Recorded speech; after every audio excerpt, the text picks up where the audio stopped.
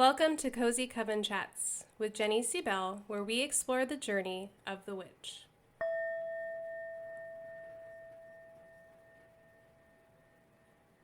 Hey witches, and welcome to another Cozy Coven Chat. My name is Jenny C. Bell, and I'm your host, and this chat is for the month of June. So yes, you heard that right, the month of June. Usually this podcast is weekly. However, I'm a mom, and I'm a mom first, and my kids are still young, and they live at home, and so summer is not really ideal for me to keep up on all my projects. So normally what I do is just kind of take a break from the podcast, but I thought, what if I do monthly for June, July, August, and then we come back full force in September and go back to weekly, just so I'm still connecting. I have cards. I have all about the full moon, the new moons. I have about the Sabbats. I have everything that I normally go over in this one podcast instead of breaking it up week by week. I'm also on YouTube. So this time I did a video playing around with trying video. It's kind of weird to just talk to no one on the video, but I know you're there. You know, you're there. Time is an illusion. Space is an illusion. You're there. So anyway, so if you want to see me and see the things I'm going to show, like the cards and whatnot, you can hop on over to YouTube. But you're honestly not missing too much, okay? So whatever you want to do, whatever you feel like. If if this is your podcast that you take a walk to or clean to, that's fine too, right? I totally understand. Okay, so this is actually coming out the end of May on a blue moon. So let's talk about that first. Let's talk about our moons first, okay? So May 31st, we have a full moon in Sagittarius. It's called the blue moon whenever there are 2 full moons in the month. So you don't have to do anything special for a blue moon. It's just to get another moon. I really like full moons in Sagittarius, and we talked about it last week. I really like Sagittarius' energy. It's very akin to the Chinese New Year, Lunar New Year fire horse energy, right? It's this fiery, get up and go, chariot. It's so good. Like, I really like Sagittarius people. My daughter's a rising. I have a friend who's a son of Sagittarius, S-U-N, not the son of Sagittarius. We're not talking Percy Jackson on here, guys. Anyway, I digress. So, yeah, so I really love their kind of like, they have a kind of like a wandering spirit, a lot of them. I know my daughter really wants to travel. This person I know is very big into traveling. And so when I think about a full moon in Sagittarius, I think about like fiery energy. Like, what in my life needs a little extra oomph and power? And so I would, like I said on last week's podcast, I would be looking back at what are we manifesting for this year? And then what kind of fiery energy can you add to that? That's what I would be doing. Okay, then our next new moon is on June 14th, and that's in Gemini. And something I have to say, I really like Gemini season because I think it's like a social season, and my son is a Gemini. I'm a Gemini moon. I feel like Gemini, out of all of the zodiac signs, get the worst rap. People would be like, oh, I'm not dating him, he's a Gemini, and all this stuff. But my very close best friend / cousin is a Gemini. Like I said, my son is. And yeah, it's a lot of talking. He's also got ADHD, so, it's a lot of talking. It's a lot of socializing. But I don't know, I like Geminis. I like Gemini season. Remember, we have almost all the signs. Depending on your chart, you may be missing 1 or 2, but probably not. We have all the signs. Everything's in our chart somewhere. You've got Gemini somewhere in your chart, so let's not judge other people. But a new moon in Gemini feels like new communication. All right, we have a Mercury going into retrograde at the end of this month, so new moon in Gemini might want to shore up defenses, might want to, start thinking about what kind of communication you want to put out there. New moons in Gemini are good for starting a writing project, starting a proposal of some kind, drafting an email, something that's difficult for you, brainstorming about a difficult conversation that you want to have with someone.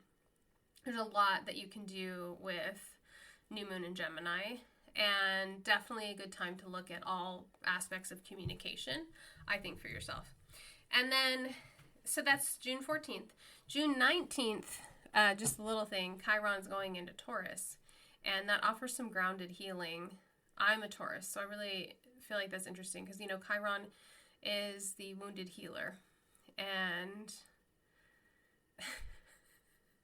I have to say, so we use the Chani app every night for my son. So my son, he's got a very strict sleep routine by design. Like, he's designed it. So he's got blackout curtains and a sleep mask, and we meditate before he goes to bed and all this stuff. So, and we've been using, for a while, we use Denise Lynn has a Sacred Forest deck, and it comes with meditations for every card. So for a long time, we were using that. Prior to that, we were using Insight Timer. Right now, we're on the Chani app because Chani's got a ton of free meditations. But my husband, I don't know if he was being serious or not, but he was like, what's Chiron? Instead of Chiron. So Chiron is spelled Chiron. And my son and I were like, because my son's a big Percy Jackson fan. He's like, no, that's Chiron, Dad. But I don't know if he was messing with us or not, but it made us laugh because she has some Chiron meditations on there. So Chiron, the wounded healer, going into Taurus. I love that for myself. I love that for anybody. It's grounded. It's grounded healing. So keep that in mind because it's coming around the summer solstice. So June 21st, we have summer solstice. We also have Cancer season. And I just have to say, I don't love Cancer season. So I'm a Cancer rising. Cancer season always feels a little sad, right? There's a lot about emotions there, and it's like summer blues. I always end up listening to a lot of goth music, a lot of Morrissey. It's like summerween vibes, right? It's like a little emo, it's a little goth, it's a little sad. So just embrace it. So if you really feel the feels in the Cancer season, me too, and then you get to shine in Leo season. I think, that's kind of the best part. We get a little sad, we express our feelings, we let it all out, and then Leo season comes and we're like, here I am. So anyway, so June 21st is the summer solstice. Love the summer solstice. I love the longest day of the year. I love it. I love our tradition for a really long time. My husband always worked summer solstice. And so my kids and I would go to a local park and just look for signs of summer. And one of my favorite things that ever happened was that day we had packed a picnic lunch, and they were still young enough to really enjoy this activity. And we're walking around, and we found a baby bird in the parking lot, and my son named him Baby Zach. And it was this whole thing. We ended up reuniting him with his little parents. But he still will be like, remember when we found Baby Zach? And he'll point to that part of the parking lot. So really simple thing for summer solstice is just get outside. If you can, observe a sunrise or a sunset. If not, get some little sun on your skin safely. Get outside, enjoy it, honor it. I have on Insight Timer, I have a meditation for summer solstice as well as a talk on summer solstice to go in more in depth. In our coven, we have a whole bunch of stuff in the library on summer solstice. I think it's a really good one to spend with friends or witchy people. It's a good one to have outside, to have a little bonfire. It's about joy. It's about the sun shining down. It's really a positive time. It's really a time to really think about what joy do you want to bring into your life. That's what I'll be doing for summer solstice. My book will have been out by then, which we're going to talk about in a second. But I will really be celebrating. We don't celebrate our wins enough. I definitely don't celebrate my wins enough. I have my friend who gives me a psychic reading twice a year. I pay for them. Just so you know, just because someone's a friend or associate, you should still pay for their stuff because they're a small business owner. But anyway, so I pay for readings twice a year. I usually get one around Christmas for the New Year's and then one around my birthday in April. But she's often said so many times, she's like, your angels and guides are like, hey, you don't celebrate your wins. She's like, they show you climbing to the top of the mountain and then looking towards the next mountain. And so that's something I'm personally working on, celebrating my wins. So I think on summer solstice, I'll be celebrating my book, celebrating 10,000 downloads on this podcast, which thank you so much for all the people that are here and listening or watching this time. I really, really am grateful for that. That means a lot to me. I'm celebrating all the people who have joined our coven. I'll be celebrating being on Belief, Being, and Beyond, which we'll talk about all the things. So I'm going to really celebrate. And so that's kind of the moons and the seasons for June. I did pull cards for the month of June, but I also went into my Akashic Records. Or our Akashic Records. I did mine too. But I have 2 books. The first book I have is Spirit Crystals. And in Spirit Crystals, there's some misunderstanding about Spirit Crystals. Yes, you're working with crystals, but you're actually really learning to work with guides and learning a little bit about past life and basically use the crystal as a jumping point to do more spiritually. And you use the book, you figure out which crystal is your spirit crystal, you do that work, and then you can go through and work with all the other crystals. It's sort of like in Zodiac. So let's say you're a sun sign Leo.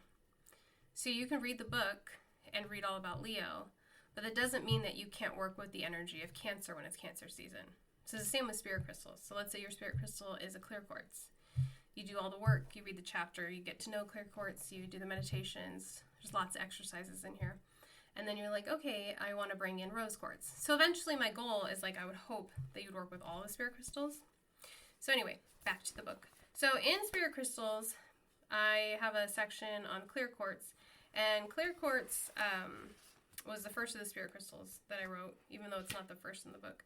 And it's the healer archetype, and it connects to Archangel Michael and Lemuria, and it's okay if you don't believe in that, eagle medicine, and all of these kinds of things. But the big thing I have in here is learning how to read the Akashic Records. And I have my own prayer. And this prayer works really well for me. You just need a piece of clear quartz, and if you can't, you can just envision it, and you say the prayer. So I use that prayer, and I open the records for the audience of Cozy Coven Chats. So that's anybody that's listening. And if you've been with me a while, this is actually how I started on YouTube. I started off by opening the Akashic Records every month, giving a reading of the Akashic Records, and then talking about it. And so what I do is I'm clairaudient. I'm starting to work on clairvoyance. I'm really seeing more now. But I'm clairaudient, meaning that I hear the messages. But when I open the records, I put my phone next to me and I voice record, and it just comes through. So I voice record and then I transcribe it onto paper because my voice doesn't quite sound like me, and it's unnerving for some people. So I'm going to read it to you.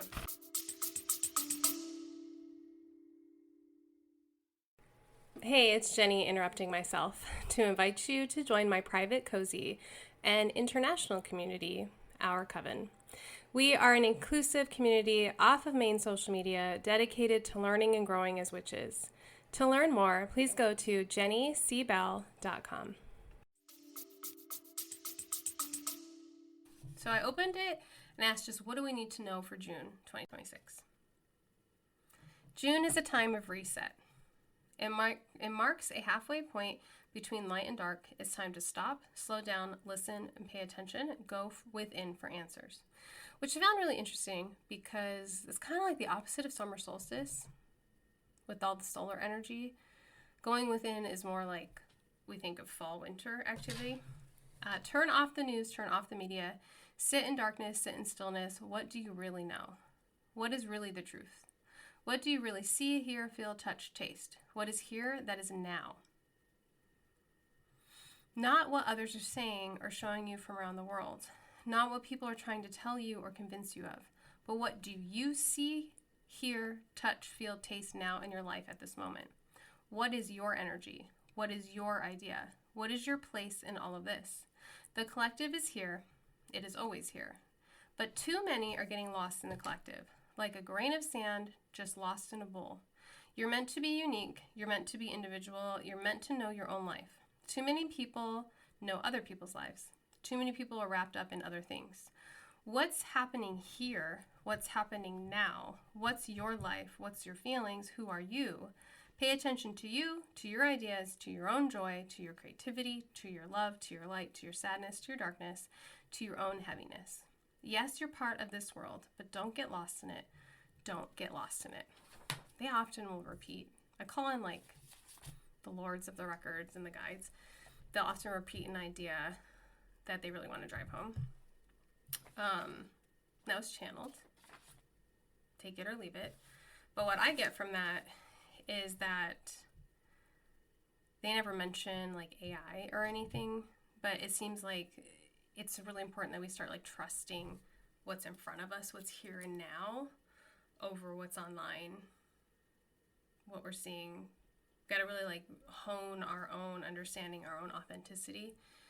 And I think that's really good advice. We have a resistance circle in our coven, and so, we talk about the news from time to time. And you can really get lost in the news cycle, and it can really just wear you down. But the truth is, it's not happening to you here and now. And that's something that like sometimes our nervous system has a hard time distinguishing. It's very traumatic to read and see the news daily, especially watching it through video. And I think this is a reminder that you need time each day to like be in your own life and be present and be like, okay, what's happening here that I can see, feel, hear, touch, taste now? Definitely gonna be taking that advice. Okay, and then I pulled cards and I used 3 different decks. I have the Tarot of the Woodland Gardens by Jessica Rue. A lot of people have this oracle and they love it. I have the Cancer pocket deck from Red Wheel because it's Cancer season. And then I used the Cosmic Crater Oracle deck, which is mine. So the card we got for the Tarot of the Woodland Gardens is the 8 of Wands. So it's 8 wands going one way and a proud little rooster walking. And this energy is keep going energy. So this is the energy of don't give up, don't stop, use the momentum, keep going. So I take this as we start basically the energy of the month with a full moon. We have summer solstice. And even though we're being like reminded to reset and be within, it's like there's this energy driving us forward in our lives. Use it. Use this momentum. Use the longer days. Really use that energy. And then the Cancer card is an hourglass with like a little moon inside, and it says forever. You have always wanted to say forever, and perhaps you have said it improperly a few times. However, this forever will last forever, and you will want to say it over and over again. Now is the time to make decisions that last for so long you forget ever having had any doubts. Don't hesitate. So we're moving forward energy, making decision energy. It's interesting, there's a reading I did for our coven for June. One of them really talked about like making decisions that month. Like it was so important to make decisions that month. And then from the our coven, or from the Cosmic Creator, we have magic is real and in your hands, and frankincense and myrrh resin. And this card is all about you are the magic, right? You don't need anything outside of you, which is very similar to the Akashic Records reading, that your own experience, thoughts, feelings, senses are important. You're the magic. You're the altar. Trust yourself. So the magic is real. Trust yourself. Move forward. And then we have make decisions. Okay. I wanted to celebrate real quick. Celebrating wins. So Divergent Witchcraft, if you don't already have a copy and you ordered one, it should be on its way. Some people are getting them early. I've had several people in our coven get them in May. It comes out June 1st here. It comes out July 2nd in the UK and September 8th in Australia. Sorry, Australia. I'm not sure why it's taking so long. They are currently recording the audio. So that should be coming out shortly as well. But when that's out, I'll tell everybody. I'll even probably put a snippet here on the podcast, so look for that. It's very exciting. And so taking this, live this week, or this month, let me get back to our coven. So in our coven, the theme is reset, which came through in the reading, which I thought was interesting. And so part of resetting is we're going to be talking about a book of light and how to keep one. Now, a book of light, basically, it comes from the Divergent Witchcraft. Chapter 2 is all about journaling. And the first part is just about like personal journaling. And the second part is about keeping a book of light, which is my term to use instead of a book of shadows. So basically, I say in here, the term grimoire loosely translates to mean a book written in Latin. The title Book of Shadows was coined by Gerald Gardner, who is one of the people responsible for reviving witchcraft and whose work has had a huge impact on the Wiccan movement. The term Book of Shadows seems to have come from an article in a cult magazine from 1949 that had to do with a Hindu practice of measuring one's shadow. So basically I make the point that these terms are terms we use in witchcraft, but they don't really translate to anything witchy or magical. And so I propose saying Book of Light because it's my personal belief that we each leave a legacy of light. There's something that comes a lot up in my own readings and in my Akashic Records, is that I'm told that's our purpose, is we leave a legacy of light. And that's why I would often say, like, with love and light at the end of recordings, but people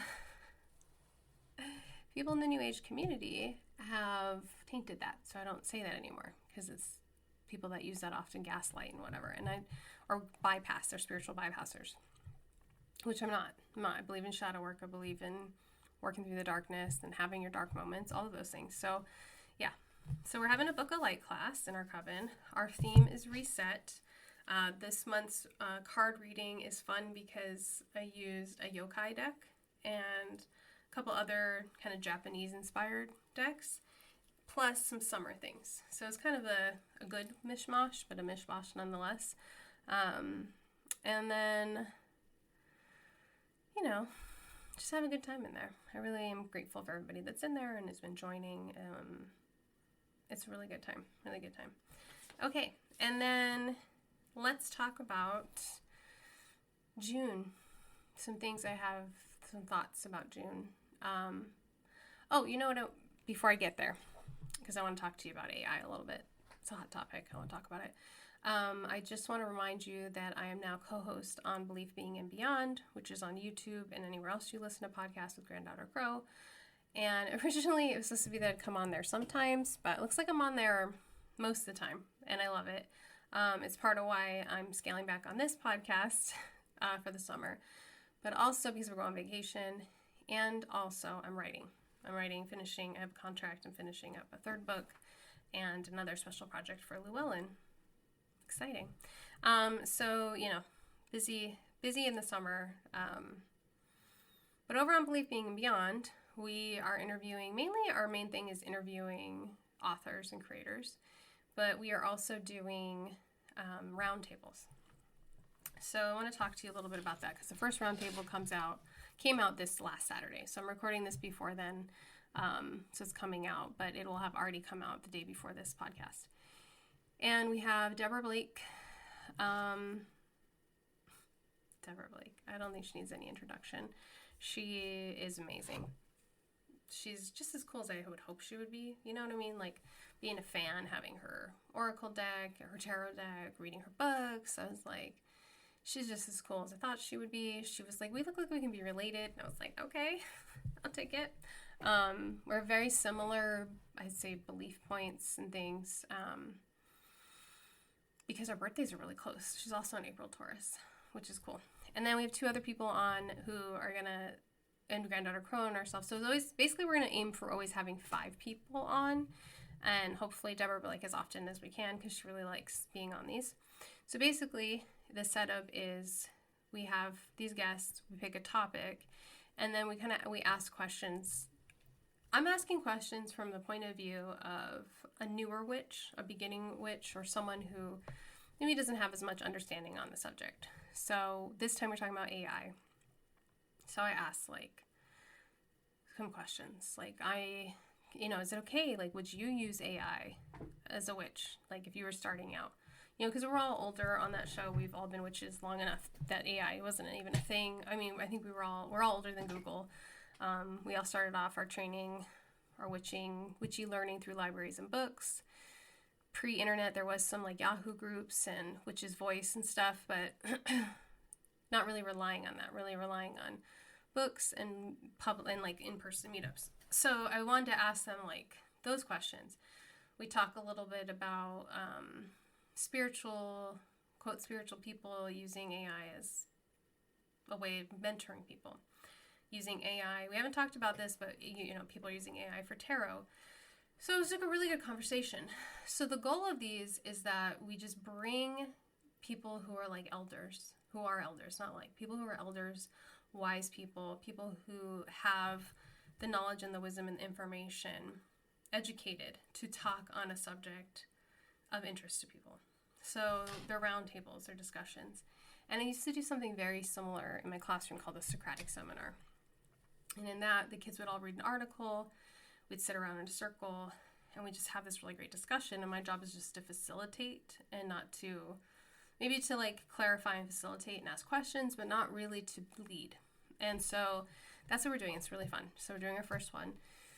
We are also going to do some podcasts where it's just her and I talking about something we're calling back to beliefs. So we're going to talk about, for instance, spiritual protection, like what we use. And it's really fun because she is a shaman, medicine woman, a witch, and we have different approaches. So it's really fun to talk to her about that. So Belief, Being, and Beyond, if you're not already subscribed, please go ahead and do that, because you're going to see and hear a different part of a side of me, right? A part where I'm going to bring people to you, bring guests to you. And so that's very exciting. So that, doing that this summer. And then kind of want to talk about, we talked about celebrating our wins. That was a big theme for me. I have that one written down. But I also wanted to talk about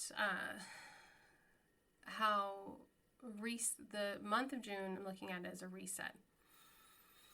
And the reason why is because I think we start off like January of the year with a very different set of goals, aspirations, ideas, hopes, dreams, all of it is so different in January than where we end up in June.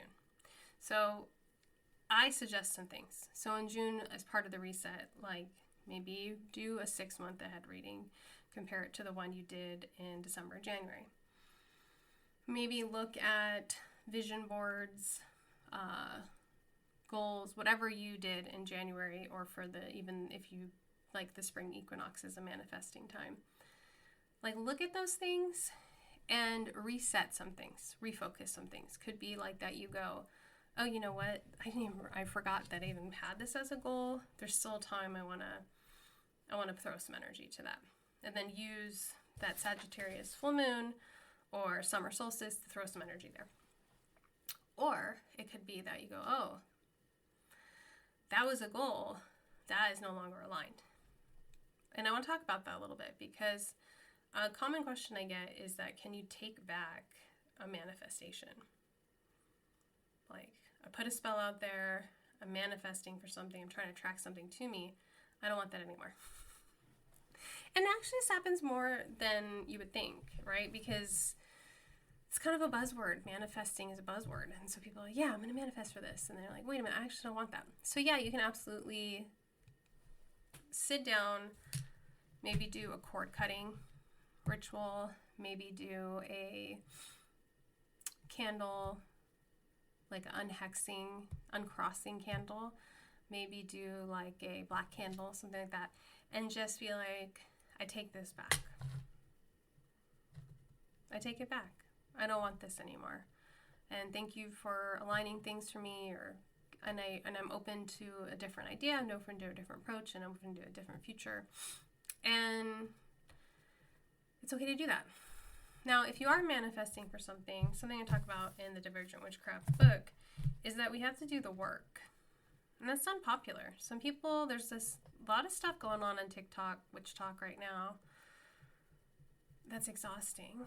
So first thing I saw was someone shared with me, this woman saying that you're not a real witch if you're poor. Like if you're broke, you're not a real witch. You don't have magic, because if you were a real witch, you wouldn't be broke. And she's selling some money program, obviously, right? She's selling some kind of manifesting money program. Another witch on there is like, if you're a real witch, you're thin or skinny or fit, you know, because you've manifested the perfect body for yourself. Which is absolutely, both of those ideas are so ridiculous. So ridiculous. Let's talk about the money one first. So when we manifest for abundance, that means something different to everybody. I live in a small house, in a small town, on a small property, and I like it. I am rich in love of my family, in pets, in the herbs I grow in my yard, in friendship. I am rich in all the books that Llewellyn and Weiser and Simon Schuster and Hay House sends me. I'm rich in tarot cards. I'm rich in crystals. That's a form of abundance. Being rich in love, being rich in friendship, being rich in joy, being rich in health. Abundance and magic are not linked to money. And I talk about in spirit crystals, there's a whole manifestor archetype. So many people come earthside from past life wounds having to do with poverty mindset, taking a vow of poverty. Some people grow up with like real money issues that they inherit from their family, their parents, ancestry. There's so much going on with money that is absolutely ridiculous and rude to be like, if you're broke, you can't be an actual witch. No. And these one size fit all money programs are ridiculous too. They don't work. Money is complicated, right? It's social class. It's race, it's gender, it's age, it's educational background, it's how you were raised, it's the money you were given as a child, it's having a trust fund. It's like all this stuff. It's so complicated. And it's beyond witchcraft. So witchcraft is a healing mode. It's magic. It's manifesting. It's all this beautiful stuff. But we still live in a 3D mundane world. And some lessons have to be learned. Some shadows have to be faced. And then sometimes it's just the situation that you're in. So please don't ever think or get down on yourself because you're not rich the way someone else thinks you should be rich. And the same thing goes for skinny. Not everybody wants to be skinny. First of all, I don't want to be skinny. I'm past that. I worked to be skinny my whole life. I always watched what I ate, always exercise, blah, blah, blah, blah. Turned 40, and I was like, I'm going to maintain. I'm here to maintain. I'm not here to be skinny. I'm here to be strong and be hopefully a grandmother one day and be able to hang out with my the toddler grandchildren, and run around and play games and carry my own groceries in and walk around. Once I hit 40, I was like, okay, now my health is about aging gracefully. It's about lifting weights for my bone health, not about being skinny.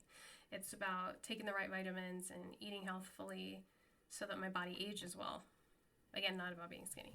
And if you are still about being skinny and that's a focus for you, great. That's not judging that. But to say just because someone's overweight, they're not a good witch, ridiculous. And what if they want to be overweight? What if they like being thick and curvy? Why is that a problem? That's so gross, patriarchal, disgusting beauty standards that just because someone's not skinny as a woman, she has no value. Get out of here. Get out of here. I'm happy to be curvy. Been curvy my whole life. I fought my curves for a really long time because I grew up in an era when heroin chic was cool. And I'm not gonna let that thought process get to me. I'm happy. I'm happy to be curvy. I'm happy to have muscles and all of those things. So absolutely ridiculous. So less on the judgy and the hatefulness, and more on the loving and the kindness and supportiveness, right? No matter where you are in life, no matter how much money you have in the bank account, no matter what your body looks like, no matter your, gender or who you love or race, none of it matters. You can be a witch. Anybody can be a witch. And we're all on different paths, and we're all on different journeys, and we're all aiming for different things. So you can't judge another witch's path. Let's say, especially again, if that witch is, quote, broke, but that's not what she's focused on. She's focused on doing some shadow work or healing some inner child stuff or focused on getting out of an abusive relationship. We don't know what anybody's going through. And it's important for us to be supportive more than anything else. So that's my soapbox. I want to leave with that. I will be on different podcasts. So I'm already on one with Patty Negri, The Witching Hour. I'm on Daughters of the Moon. There's some more that'll be coming up in the summer. Look for them. Please support those shows because that supports me, but I also want to support the shows that have me on there. Divergent Witchcraft and Spirit Crystals are for sale. Also, I'm working with Granddaughter Crow, Ho Shon, beautiful book by her. That's for sale. Yeah, let's celebrate our wins. Okay, so journal questions. Let's get back to our cards. So first question is, well, let's talk about AI too. We talked about a lot. So first question is, how do you feel about AI and the use of AI in witchcraft? Because I think we each need to have our own set of rules, morals, values that we determine. This is how I feel about it, and just kind of set it up for yourself. Okay, and then the next question is, when we talk about summer solstice, what needs some light or some energy, some fire, right? Same with the Sagittarius moon. Where's that rooster 8 of Wands energy need to go in your life? This Cancer card of forever. So what's forever for you? That was an interesting card. The magic is real. Magic is in your hands. Frankincense and myrrh. What's magic in your life right now? That's a great gratitude question. For me, I've had this little spider living on one of my daisies. And he's magic. He's just so pretty. I talk to him every day. He hides from me sometimes. He's magical. He's super cute. And from Divergent Witchcraft, a couple journal questions. They are from the very beginning of the book, because you know me, I had to start it off with some journal questions. What has been your spiritual journey so far? Draw a large spiral and mark points on the spiral as if it is a map of your own hero's journey. It's a really fun activity because you'll really go, oh wow, I have come a long way. I have learned some stuff. List 5 times when your intuition was right? I love that part in Practical Magic, which, oh my gosh, can't wait for Practical Magic too. But when in the first movie, when they're anti-jet, there's a little witch in all of us, and all the PTO moms are sharing all these little witchy stories. It's one of my favorite parts of the movie. What does intuition feel like in your body? What comes to mind when you read the word witch? Because some of us have some healing to do on that. And then what are you looking forward to most learning from the book? If you get the book, show me. I really love seeing it. You can either show me in our coven or put it on Instagram, tag me. Please tag me because sometimes I don't see stuff. Share it with me. I'm excited. And there was a really lovely book review done for me, which I'm going to link in the show notes. I didn't know her. She got my book. She read it, and she made the most beautiful review. So I want to share that with everybody too. All right. Have a great June. Blessed be. As always, thank you for listening. Please subscribe and share with a friend. And be on the lookout for my books, Spirit Crystals, Discover Your Crystal Guide for Healing and Empowerment, and Divergent Witchcraft, an inclusive approach to making magic. And if you want to connect with me more, go to jennycbell.com, JennyCbell.com, to learn about our coven, to learn how to follow me on Substack, and also how to get a reading from me. Blessed be witches.